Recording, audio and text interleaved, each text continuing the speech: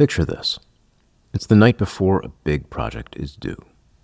Your mind starts to feel sharper, distractions fade, you're finally able to focus, powered by the pressure of this ticking clock. For many, with wandering minds, ADHD, and beyond, this last-minute surge is all too familiar. So what's going on under the surface? Join me on this episode of Rhythms of Focus as we consider reasons and the costs of deadline-driven work, and maybe find a kinder approach to making things happen that hopefully leaves you with a calmer sense of focus.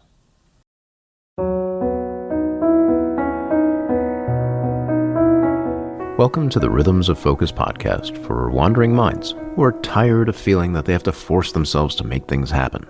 Maybe know that when things line up well, that tendency to wander actually becomes a powerful wave of focus. I'm Dr. Kourosh Dini, fellow wandering mind. It wasn't that long ago that I struggled to make things happen, whether it was to remember when to pay a bill, do things over time, or look at a list without feeling repulsed. Fast forward through years of study and practice, I can now not only deal with the world, I can be creative, playful, and engage in the ways that make sense to me. I can be a doctor, musician, father, still play games in the evenings. I've created this podcast to share these ideas so you can do the same, hopefully with a lot less of the troubles I needed to go through to get here. Whether you have ADHD, deal with anxiety, or just suffer from a powerfully creative spirit, I invite you to join me in this weekly podcast to start finding your own way to a calmer, more intuitive space. Please note, I'm not functioning as your doctor, psychiatrist, psychoanalyst, therapist, or otherwise. This is here for education, if not entertainment, and I do hope you enjoy it.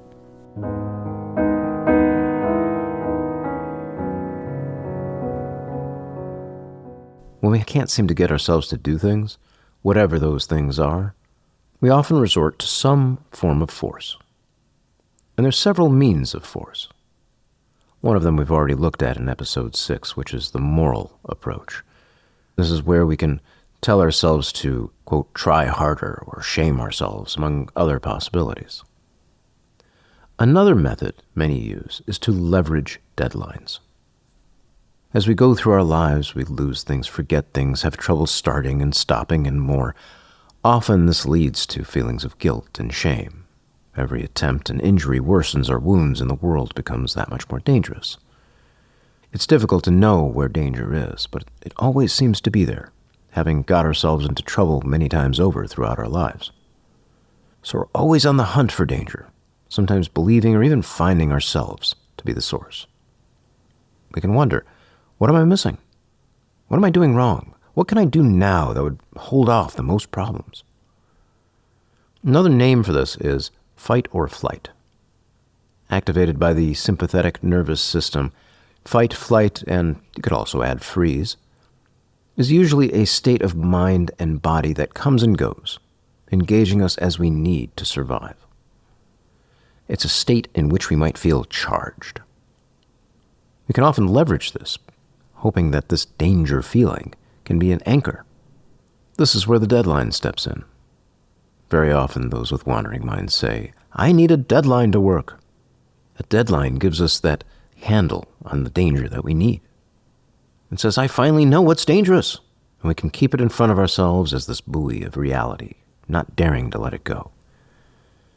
As painful as it is, it can provide the sense of relief. It's finally something I know to focus on. Sometimes I'll hear it described as, quote, an excuse to focus. We can let other things fall away because this is the most important thing. When we depend on a deadline, we depend on this fight or flight sense, this strong, powerful emotion. That emotion is what makes it feel real. When we ask a teacher, when will I use this? It's not necessarily because we're being smartasses. It's that we need something to feel real. In other words, I'm not so certain that we depend on the deadline itself. I think it's more this deep emotion, this stimulation that has something feel real and alive. It makes sense. There's an intensity to it. And sometimes it gives us enough stimulation to get going.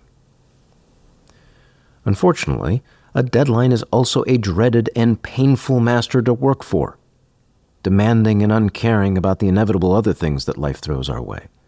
Whether we get sick or 3 other deadlines suddenly appear to demand our time, it doesn't matter.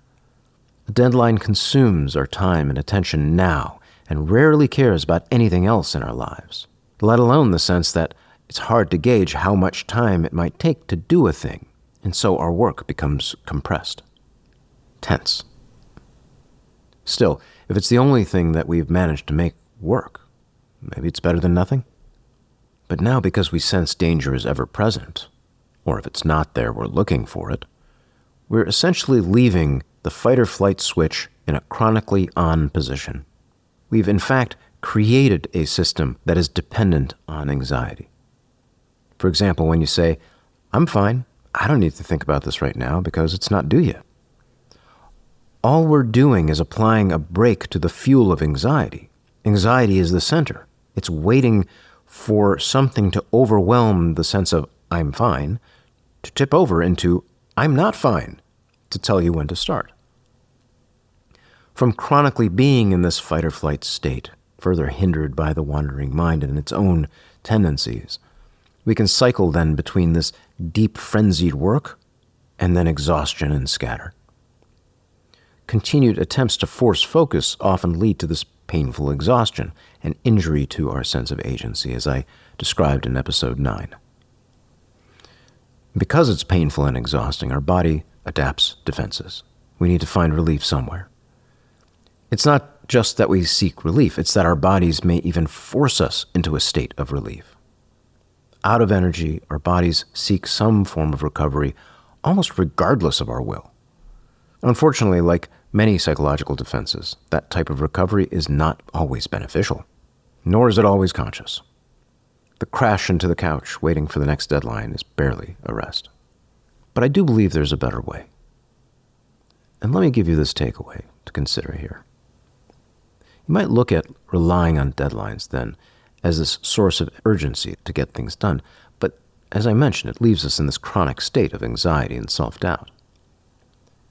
But if we instead look at it not about urgency, so much as it is about craving reality, this powerful stimulant, we can then maybe leverage a rhythm of focus, regular visits, and recognize the compounding possibilities that they may give us. Okay, what does that look like? How would you do that? So one tool you might want to use to do this is something like a habit tracker or some app that has a repeating task to it or something like that. Could be a simple piece of paper if you want. Could be a calendar where you mark a little X next to it. Something that just marks the day. Now consider some project or task in your world. Preferably something with even a far-off due date, something you'd barely even start thinking about in the moment because you don't feel that pressure or urgency, at least not yet. With these in hand, this thing that you can mark daily and the project or idea that you'd like to get into, make a visit sometime today to that thing. If you'd like to review the idea of a visit, consider episode 4. Put the materials of the project in front of you, or go to it. And while you're there, take a single deep breath. You can respect your sense of agency knowing you don't have to do any of it beyond that single deep breath. Whether you do nothing, maybe nudge it forward a tiny bit, or even do a bunch, whatever it is, you can set it aside any time that makes sense to you. At that point, decide if you'd like to invite future you to do the same thing again tomorrow, where once again, you won't have to do a thing if you decide not to at that time. At that moment, step away. Whether you've done a little, whether you've done a lot, whether you've done nothing beyond that single deep breath, you can mark it complete on that piece of paper or on that app. If you can do this, and maybe that's a big if, but if you can do this, not only do I believe that you'd vastly improve your chances of getting something done well ahead of time, and even with better quality than it would have been otherwise, you also start to connect with the realities and nuances within the work without the blaring urgency drowning it all out. You will have created and engaged a rhythm of focus. If you'd like a PDF to guide you through this, even show you how to set it up with a simple reminder app, head over to rhythmsoffocus.com/visit. So rhythms is plural, and rhythm starts with RHY, rhythmsoffocus.com/visit. You can enter your email address on there somewhere. You'll sign up for the weekly Wind Down newsletter, a wonderful newsletter if I do say so myself, and you'll get this free PDF that'll walk you through it.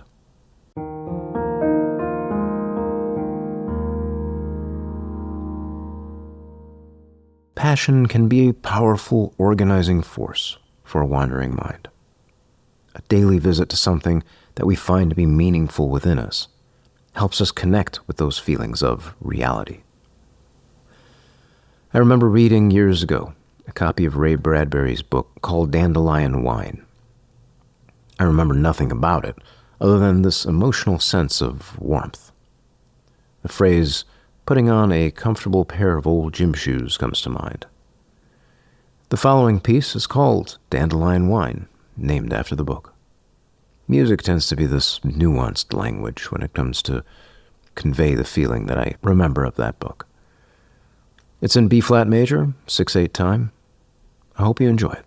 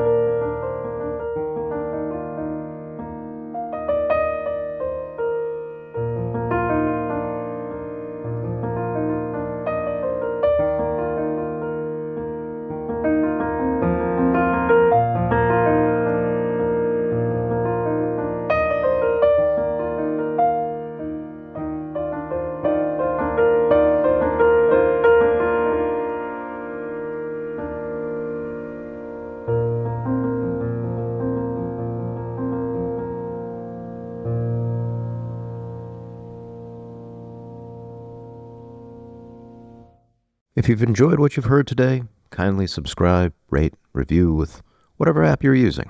If you're on the Apples, press the Apple buttons. If you're on the Spotifys, press the spots. If you're on the YouTubes, press those things, whatever the things. And if you're feeling especially generous, consider leaving a review. Maybe mention your favorite piano piece or just say hi. Your support helps more wandering minds find this podcast.